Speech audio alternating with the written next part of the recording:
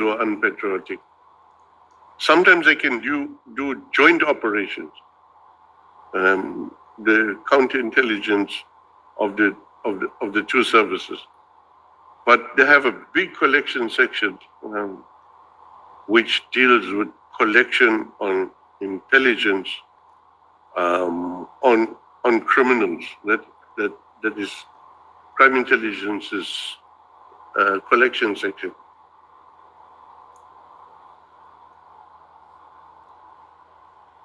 Honorable James, what is the answer to your question? I'm settled, I'm covered. Thank you, Chair. I understand. I just needed to understand the difference and the mandate of the different departments, units within SAPS. Thanks. Okay.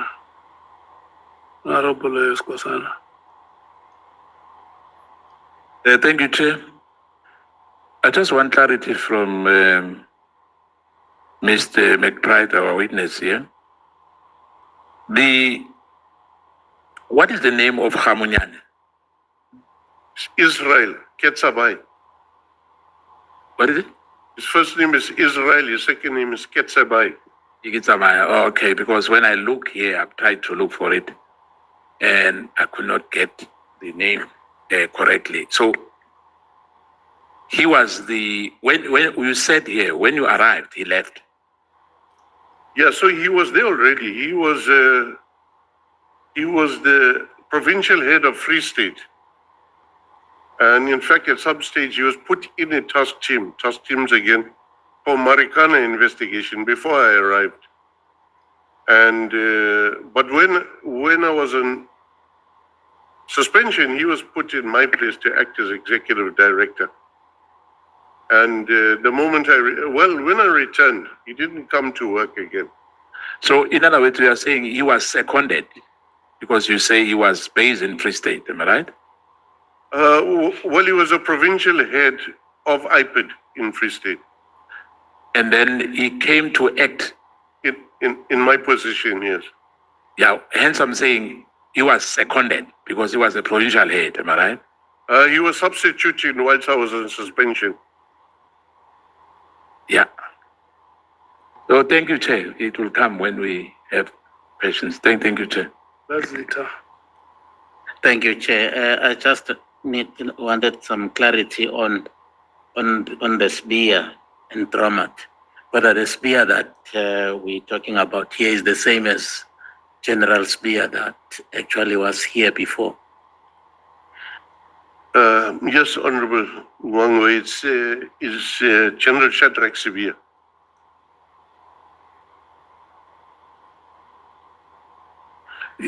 Is him the Sibia that you know, Honorable Nwango? Well, it would appear it is the same spear that I know. Okay, thank you so much.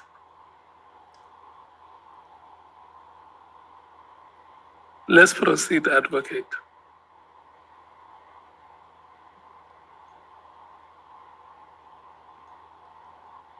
On crime intelligence and alleged infiltration by crime intelligence, can I refer you to the evidence? The affidavit or statement of Advocate Arens and Mr. McBride. I'm bringing this information to your attention that the people of South Africa say they want to hear you. Hear me? When you speak, both of you. Mr. McBride, can you hear me? Yes, sir. Yeah.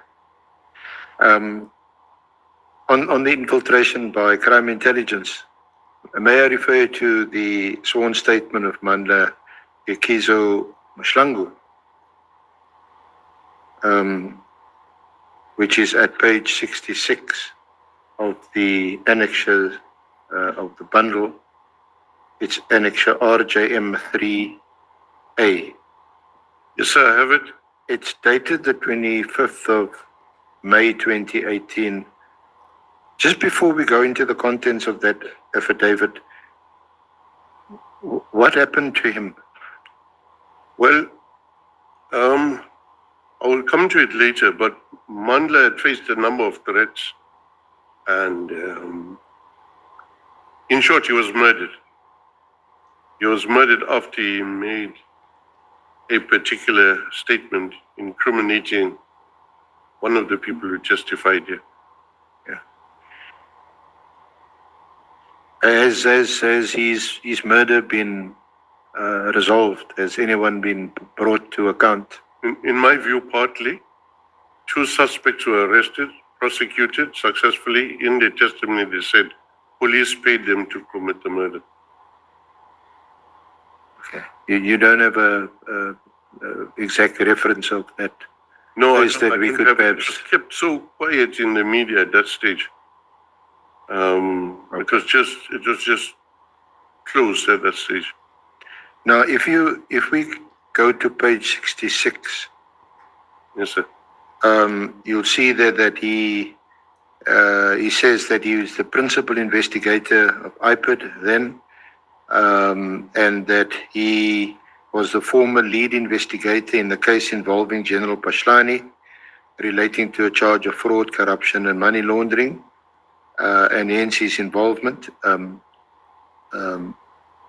My colleague, Advocate Mkhize, is going to deal in a bit more detail with the Pashlani and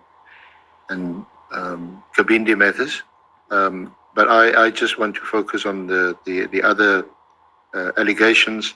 In paragraph 4, he says, during the month of March 2018, I was approached by a member of crime intelligence who requested to see me in connection with recruiting me to SAPS. And I remember very well because I also recorded the meeting. The recording was also transcribed and it's annexed to his affidavit. The person who called me was Brigadier Homo, who was previously a member of the IPID. He promised me a brigadier position in the SAPS, in crime intelligence, and indicated that it is facilitated at the highest level in the police. There are a number of subsequent calls, which one of them was recorded after the initial recording and will also be attached after they have been transcribed. I have then informed Nkabinde about me being approached by the crime intelligence, and he told me that he was also approached. He further said to me, we rather go and work for SAPS because we are not appreciated at IPID. After I was approached by Brigadier Homo, I informed Mr. Sissoko, the National Head of Investigation, and the Executive Director, Mr. McBride. I also want to respond in my statement to a letter of April 2018 that's relating to Nkabinde, which my colleague will also deal with. So just to pause there, Mr. McBride, this approach to the late Mr. Mashlangu, and he also alleges that Nkabinde was approached by Brigadier Homo and that he conveyed this to you and to Mr. Siseko. That's correct, sir. Indeed, he did. What was your response? What was your reaction? I then called a meeting with the task team because I had been receiving quite a lot of reports that this was taking place, to ascertain how we can mitigate the situation, how we can salvage it. And I asked everyone to acknowledge that they were approached and an improper offer was made. And Manda stood up and he acknowledged he was approached. He says by who? Nkabinde didn't stand up. Cedric didn't stand up at all. And yet there's quite a lot on Cedric already, who is meeting with that. At that stage, Cedric had been meeting with suspects already. And later on, he gets suspended and all of that. But at this stage, March. So in January, he meets with a number of suspects who are co-defendants, if I can use that word, with Patlane at the moment. But he was meeting him for no apparent reason. And in the run-up to July, where he deposed a statement in support of Patlane, he was meeting with Patlane. And the actual places where they meet, I think, might be in the bundle. But that's going to form part of evidence which Patlane has to answer for. In any event, they met regularly, and they also met with Patlane's lawyer.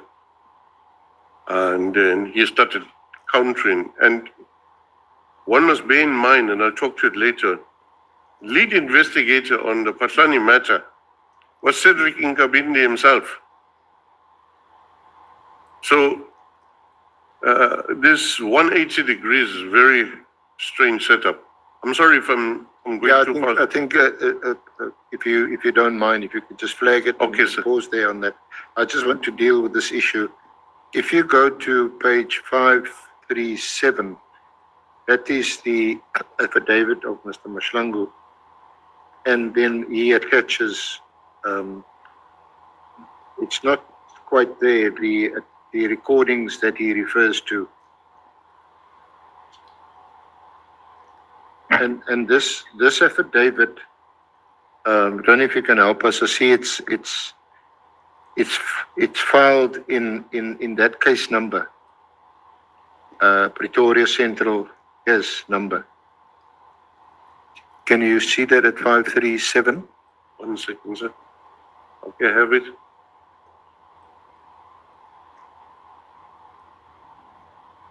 Yes, I see it, sir. He's confirming the transcribed version of the conversation that he had with Homo, which he refers to earlier. Okay. And that was for the transcribers to, I think, identify the speakers. And then there's a handwritten affidavit. That's part of looks like the criminal docket. At 539 at the top, you can see that it talks about recording the conversation. Yes. Yeah. So, sir, during Zondo Commission, for example, the live recording, the audio was played before Judge Zondo. So it was played for them to hear. And having interacted with Homo, it was clearly his voice, in addition to what the transcribers confirmed. And on page 540, there's a list of questions which may be of much interest to honorable members of the committee. Who would have asked those questions? So this was what Homo and Nube from Mabula team asked to Mandla in the presence of Mashuka, and also indicated that the statement must answer these questions, and where there was no answer or not a likelihood, they must create an answer. So that's what I understand from this. That's the purpose of this. So this was done between crime intelligence, Nube, and Mashuka, the prosecutor who's now retired.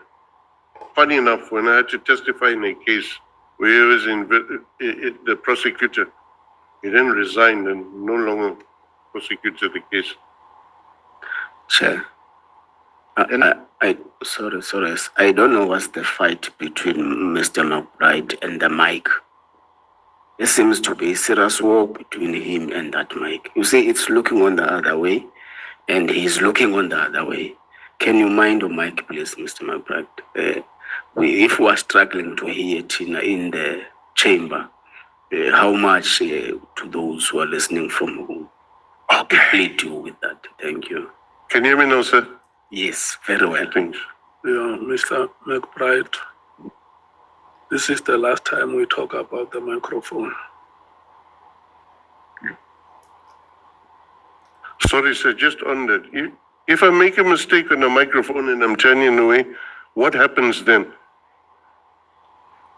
I just want to be clear about this, sir. The chairperson is saying this is the last time we talk about the microphone. And what the chairperson is saying is that look at Advocate Arendse and proceed. Understood, sir.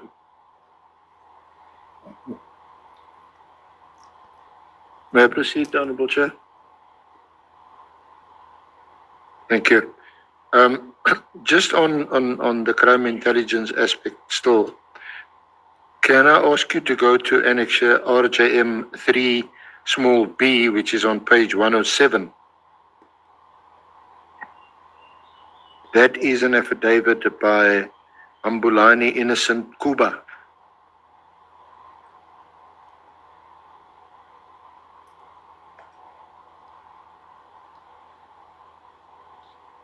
What 107? This is an affidavit he deposed to,